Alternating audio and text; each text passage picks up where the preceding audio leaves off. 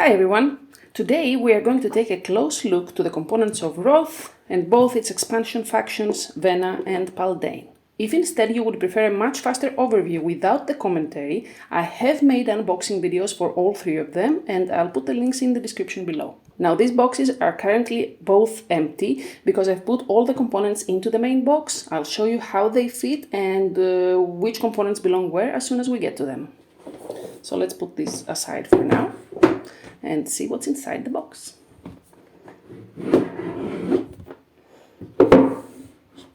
First of all, we have the rulebook. It's not very overwhelming at first glance. The game is pretty simple overall, and it starts with a brief overview of the game for both modes.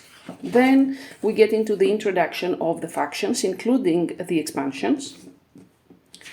Next up, we have a component list, as it should be, and the rest of the rulebook is split in two parts. One is for the PvP mode, and then it gets into the solo and cooperative mode. We found the first part to be very well written, and we didn't have any problem understanding the rules for the PvP mode, but getting into the solo and cooperative mode is much more confusing than it probably should be for such a simple game. Then we have the player reference sheets, which work in a similar way as the rulebook.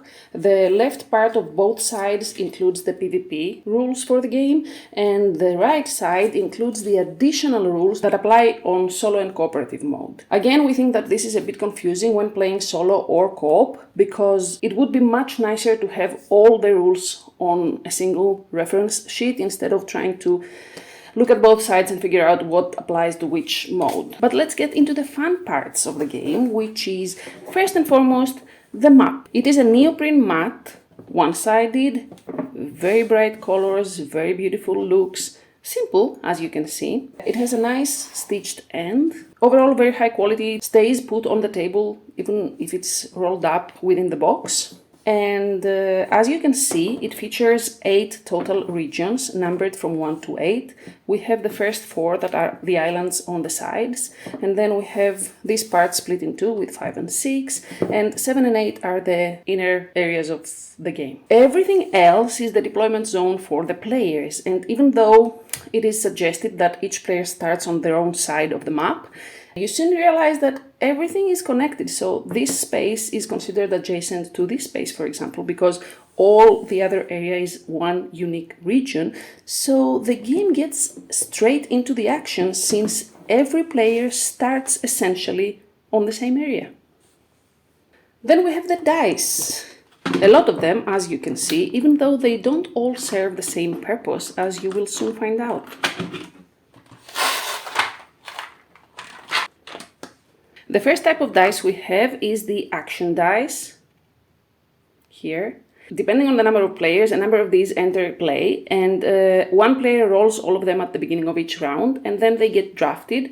Depending on what you draft and which sides you choose to take, you take the corresponding actions during the round, essentially. Then we have the all-seeing dice. They are similar to the action dice, only each player takes one of them at the beginning of the game and rolls it at the beginning of each round for themselves. Only they can use this die. So, similar function, but not exactly the same. Then we have the chaos die, which only gets used in the solo and cooperative mode of the game and is essentially used as an introduction of events so that no 2 rounds are exactly the same. Finally, we have the round counter, which is simply used to count the round, so it starts at 1, you flip it at 2, it never gets rolled, essentially. The rest of the dice, even though they look like dice, they don't actually function like dice within the game. Each one of them represents an elite troop of the corresponding faction. So you can see here that we have different colors, and actually these are from the Paldeyn expansion and these were from the Venna expansion.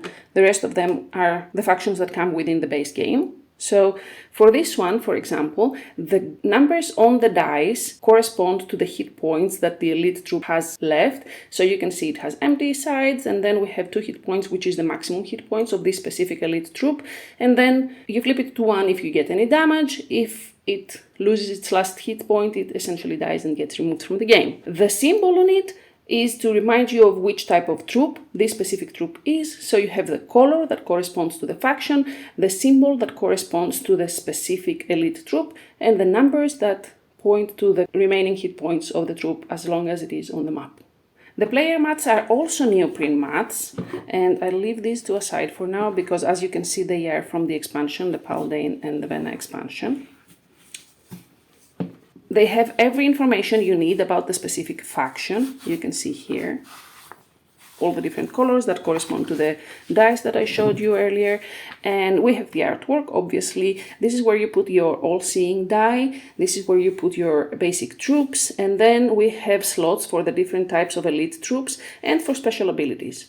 The cost is on the player mat as well, so that you don't have to remember anything out of your memory, and everything that each elite troop does or each ability does is explained with text on the mat as well. We found that the text was a bit fuzzy and hard to read because the letters are a bit small for this type of printing, maybe, but overall very nice quality, very nice feeling on the table. The other side is for the AI faction if you choose to play against this faction on solo or cooperative mode.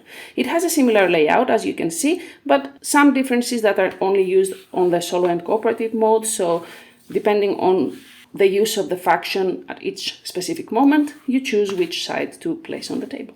Finally, another neoprene mat is the victory point tracker mat.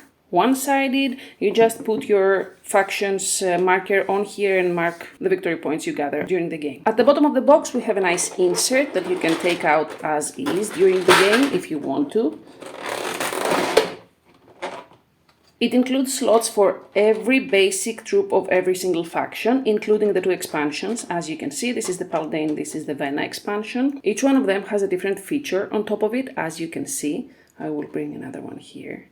They're all different to each other, so you can tell them apart even if you have a hard time telling apart the colors, if you need to. So each faction has its own basic troop, and they all look different on the map, both because of the colors and because of the features on top of them.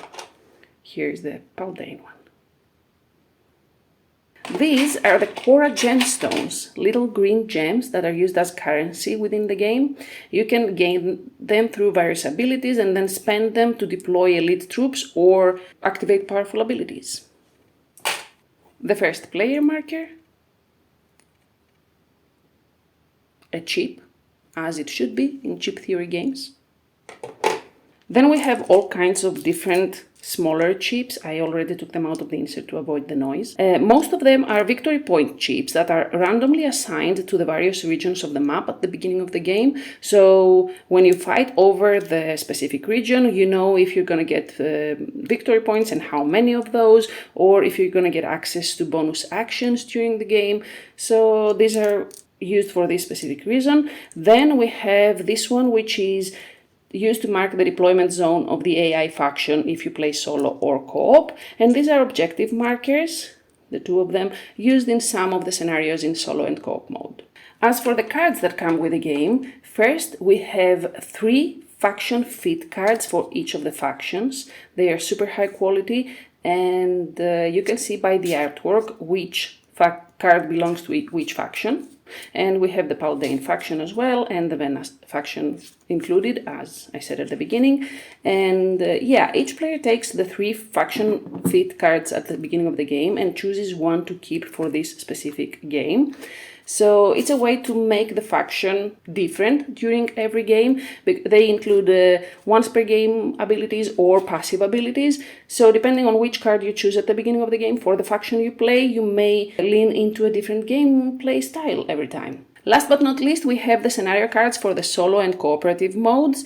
Again, there are 3 of them for each faction, and they correspond to a different scenario you can play every time you choose that specific faction as your opponent. So let's say we want to play against the Wroth.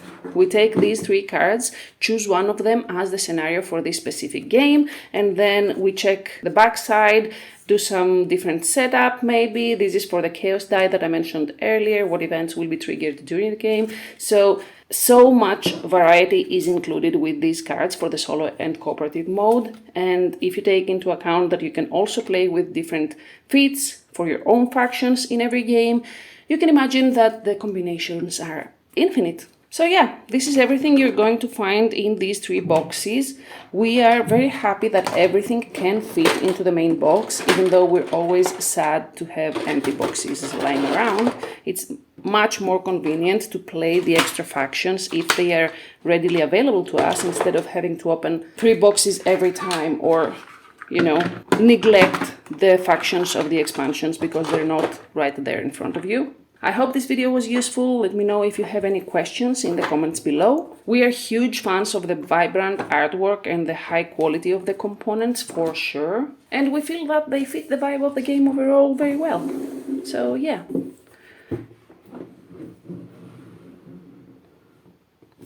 Everything is back in place. I hope you enjoyed the video. If you did, leave a thumbs up and subscribe for more videos like this. See you on the next one. Bye.